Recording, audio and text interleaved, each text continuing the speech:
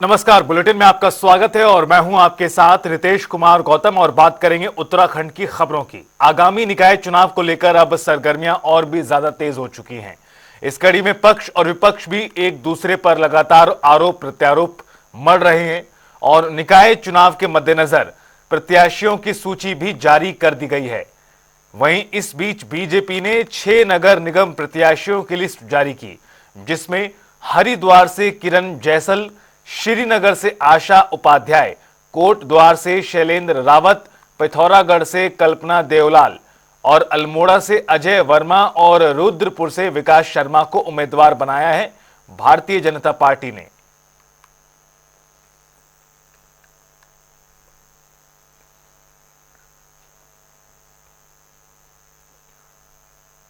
आगामी निकाय चुनाव को लेकर कांग्रेस ने भी अपनी पूरी तैयारी कर ली है। इस कड़ी में कांग्रेस ने मेयर प्रत्याशियों का ऐलान कर दिया है, जिसमें 5 और मेयर प्रत्याशियों की कांग्रेस ने घोषणा कर दी। रुद्रपुर से मोहन खेड़ा, अल्मोड़ा से भैरव गोस्वामी, ऋषिकेश से दीपक जाटव, रुड़की से पूजा गुप्ता और हरिद्वार से अमरेश वालियान को कांग्रेस ने अपना उम्मीदवार बनाया है।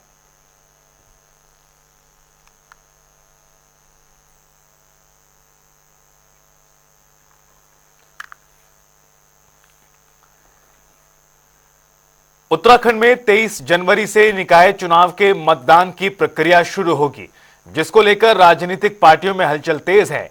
इस बीच बीजेपी कांग्रेस ने प्रत्याशियों की सूची भी जारी कर दी, जिस पर राज्य मंत्री मधु भट्ट ने जानकारी देते हुए बताया कि निकाय चुनाव के लिए प्रत्याशियों की सूची जारी हो चुकी है। निश्चित रूप से बिल्कुल संभवतः कुछ ही क्षणों में और हम भी सभी इंतजार कर रहे हैं और क्योंकि देखिए भारतीय जनता पार्टी का एक संगठन है और संगठन में कार्यकर्ता प्रत्येक कार्यकर्ता बहुत ही योग्य है, सक्षम है, अपनी दावेदारी प्रस्तुत करता है, उनके नामों पर विचार किया जाता है। साथ में जो जनता का सर्वेक्षण होता है उसके आधार पर और हमारा जो अंतिम जो मोहर लगती है पार्लियामेंट्री बोर्ड जो हमारी है संसदीय चुनाव कार्य समिति की जो बैठक होती है उसमें तय किया जाता है और कुछ ही क्षणों में ये जो है ये नाम का जो है ऐलान कर दिया जाएगा और हम सब लोग उसका इंतजार कर रहे हैं।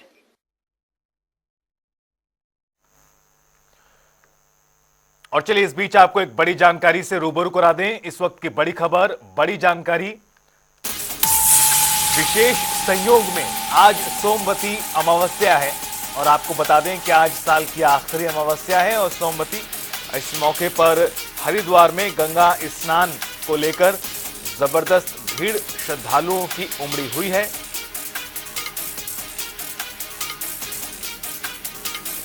इस वक्त की बड़ी जानकारी, प्रशासन ने भी व्यापक इंतजाम किए हैं हरिद्वार में ताकि अव्यवस्था किसी को भी ना हो। कड़ाके की ठंड के बावजूद लोग पहुंचे हुए हैं स्नान करने के लिए गंगा में। गंगा घाटों पर श्रद्धालुओं की भारी भीड़ सुबह से ही जुटी हुई है और इस मौके पर तस्वीरें जो है वो सामने आई हैं हरिद्वार से। तस्वीरें देखिए, पैर रखने तक की जगह नजर नहीं आ रही। खचाखच भीड़ जो है गंगा घाटों पर इस वक्त आपको दिखाई देगी। सोमवती अमावस्या के मौके पर भारी भीड़ है हरिद्वार में श्रद्धालुओं की।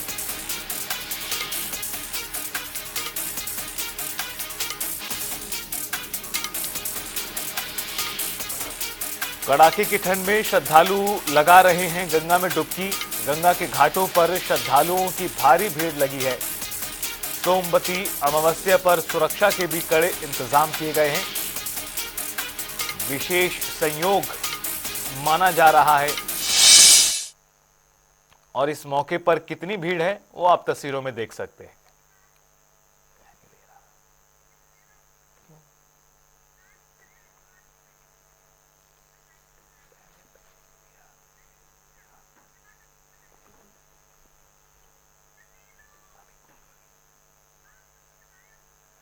और विकास खरे हमारे संवाददाता हमारे साथ जुड़ गए हैं हरिद्वार से सीधा।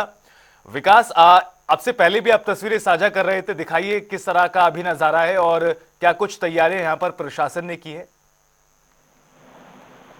आप बिल्कुल देखिए, साल का आखिरी पड़ाव है। हालांकि अमावस का स्नान काफी महत्वपूर्ण माना जाता है, लेकिन और भी यहाँ पर महत्वपूर्ण हो जाता है क्योंकि आज सोमवार का दिन है। सोमवार के दिन जो सोमती अमावस यहाँ पर पड़ती है उसका अधिक महत्वपूर्ण यहाँ पर हो जाता है, क्योंकि आज के दिन जो है श्रीशंकर भोले की उपासना की जाती है। और साफ तौर पर आप देख सकते हैं तमाम जो गंगा घाट है उस श्रद्धालु यहाँ पर खचाखच भरे हैं।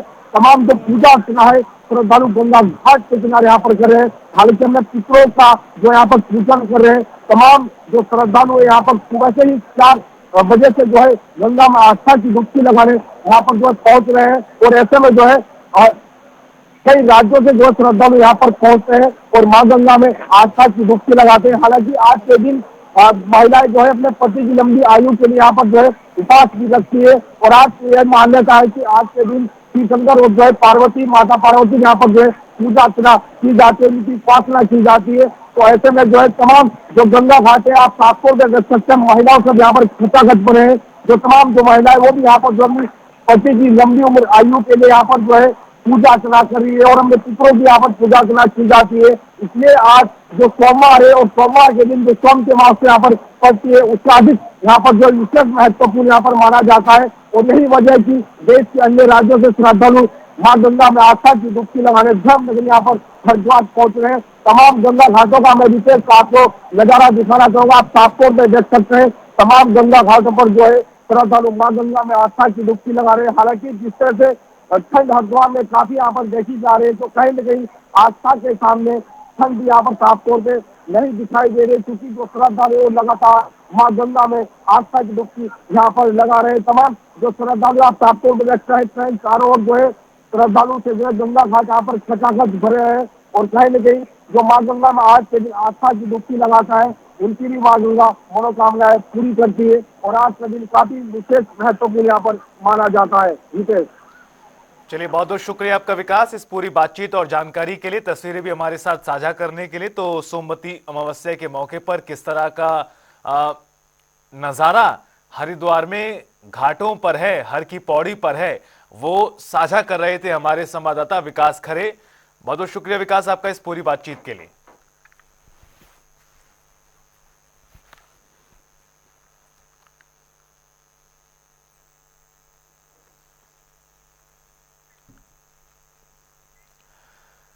प्रदेश में निकाय चुनाव को लेकर सियासी सरगर्मियां तेज हैं। इस कड़ी में बीजेपी और कांग्रेस ने अपने अपने उम्मीदवारों की सूची भी जारी कर दी। तो कई दावेदारों का टिकट कटने से बीजेपी में काफी नाराजगी है, जिस पर बीजेपी नेता लक्ष्मण कपरवान ने पार्टी जिलाध्यक्ष से अपना इस्तीफा भी भेज दिया। उन्होंने कहा कि पार्टी ने टिकट नहीं देकर उनका अपमान किया है। देखिए, दबाव कुछ नहीं होता है। सुझाव तो हमने माननीय विधायकों के लिए हैं, माननीय सांसदों के लिए हैं, प्रदेश के पदाधिकारियों के लिए हैं और जिले के सभी कार्यकर्ताओं को हमने सुझाव दिया है।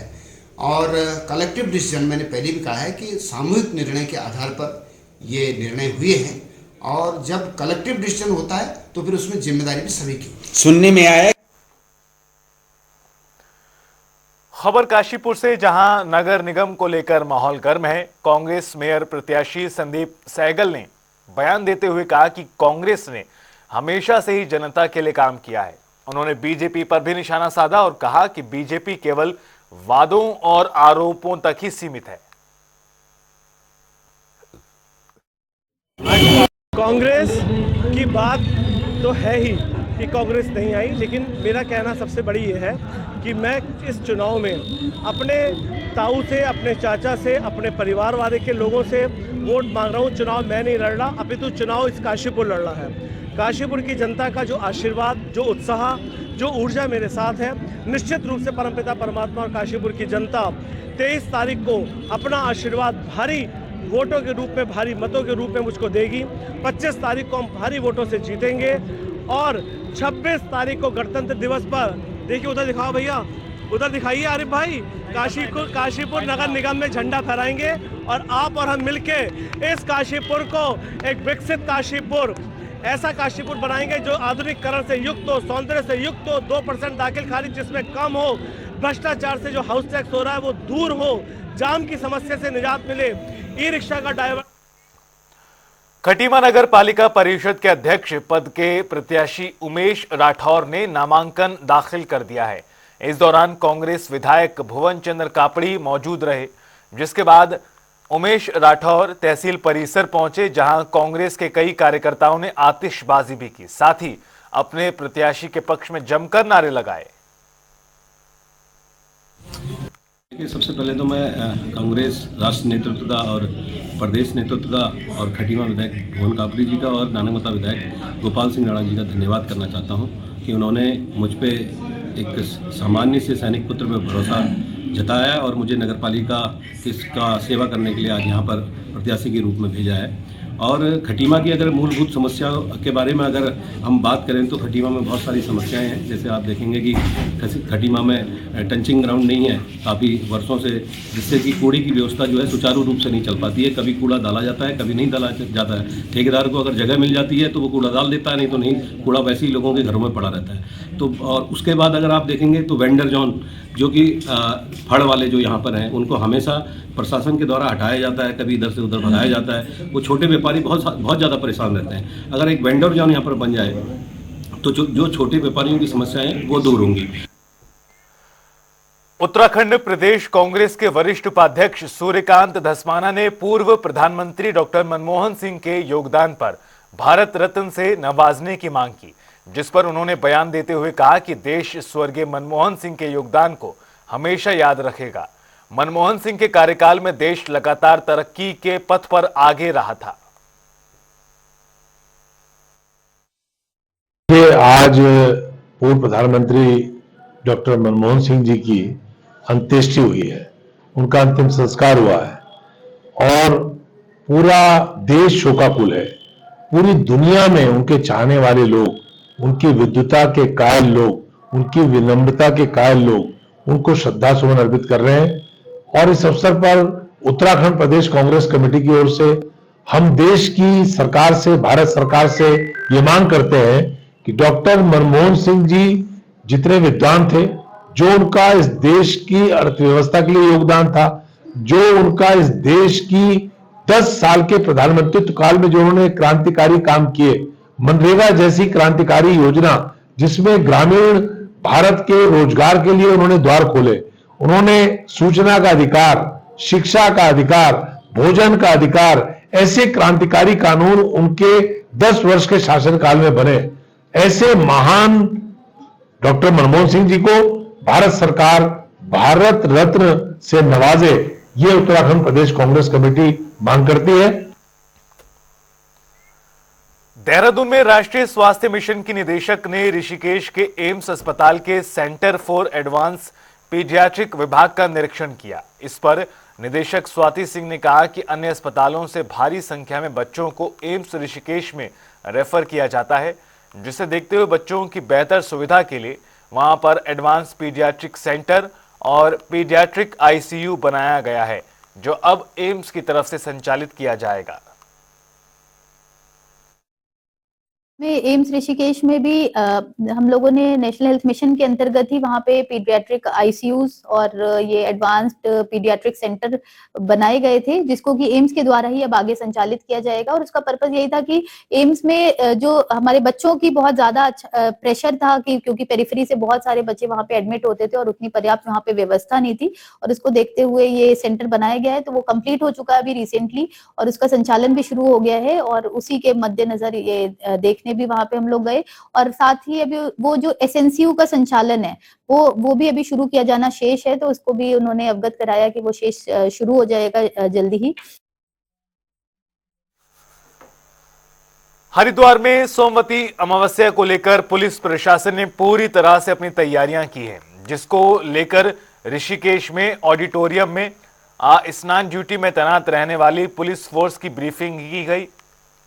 पुलिस कप्तान परमेंद्र सिंह डोभाल ने मेला ड्यूटी में तैनात अधिकारियों और कर्मचारियों को सही से ड्यूटी करने के निर्देश दिए। आगामी सोमवती अमावस्या का जो स्नान है उसके संबंध में आज एक जो हमारी ब्रीफिंग है वो अभी चल रही है, और इसमें संपूर्ण मेला क्षेत्र को हम लोगों के द्वारा 14 मुख्य जोनों में और 39 सेक्टर में हमने विभाजित किया है। जो हमें पुलिस बल है वो प्राप्त हो चुका है जो बाहरी जनपदों से मिलना था, और अपने अंदरूनी रूप से भी हम लोगों ने फोर्स लगाया है।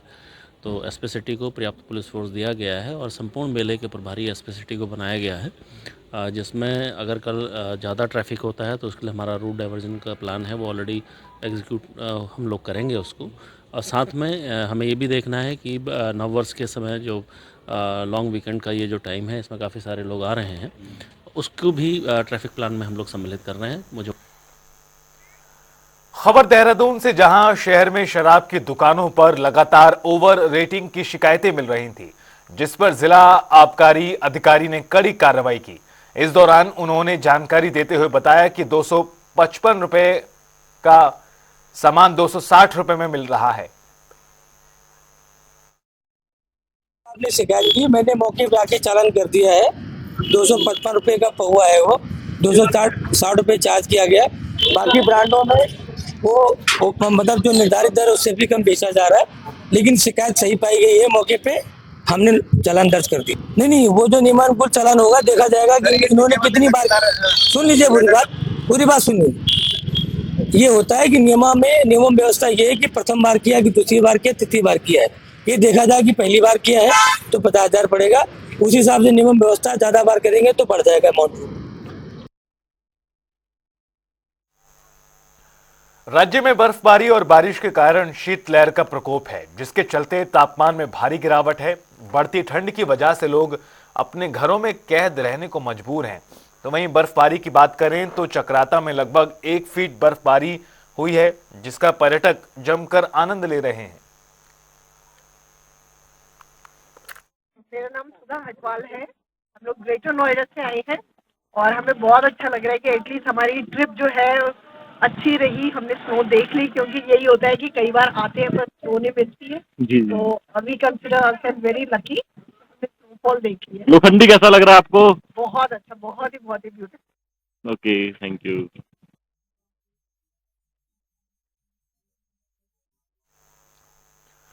हरिद्वार में जहां आश्रम में गुलदार घुसने से हड़कंप मच गया। गुलदार की सूचना मिलते ही मौके पर पहुंची वन विभाग की टीम ने कड़ी मशक्कत के बाद गुलदार का रेस्क्यू किया, जहां सफलतापूर्वक रेस्क्यू के बाद वन विभाग की टीम गुलदार को जंगल में छोड़ेगी।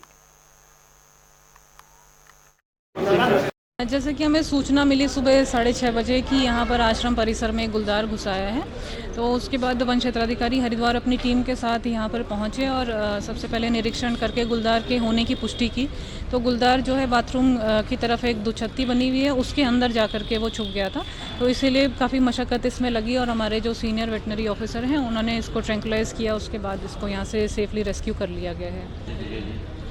इसको अब देखिए कितनी बार तो नहीं कह सकते हैं, क्योंकि डॉक्टर साहब उसमें लगे ही हुए थे और ट्रैंकुलाइजिंग डार्ट उसमें लगा रहे थे, लेकिन वो कई बार कंफर्म नहीं हो पाता है कि ट्रैंकुलाइज हुआ है या नहीं। तो 1-2 बार उन्होंने कोशिश करी, उसके बाद वो ट्रैंकुलाइज हो गया था। अभी तो इसे रेस्क्यू सेंटर में देखरेख के लिए ले गए हैं, मेडिकल परीक्षण करने के बाद उसमें आगे डिसाइड होगा कि यहाँ पर तो आश्रम के समीपस्थ जो है वो आपका राजाजी टाइगर रिजर्व की सीमा लगती है। हरिद्वार फॉरेस्ट डिवीज़न का भी फॉरेस्ट आसपास ही है, तो इसलिए उसकी यहाँ पर आबादी की ओर आवागमन कभी कभार हो जाता है। ये गुलदार लगभग जी 6 बजे सुबह आया था और ये गुफा में छुप गया था। फिर हम लोगों ने वन विभाग को, पुलिस विभाग को सूचित किया और वो लोग आए और अभी पकड़ कर ले गए। जो मीडिया के भी जितने लोग थे वो लोग भी आए, सबका सहयोग से वो पकड़ा गया और 1:30 बजे के लगभग पकड़ लिया गया है। किसने देखा इसको? ये जी देखा था, एक पुजारी है विद्यार्थी चंद्रदत्त भट्ट करके, उसने देखा तो वो छुप करके गया, लेकिन वो छलांग लगाकर पहली मंजिल से अंदर घुस गया बाथरूम में। आपका नाम क्या है जी? आप? सुरेंद्र कुमार मिश्रा।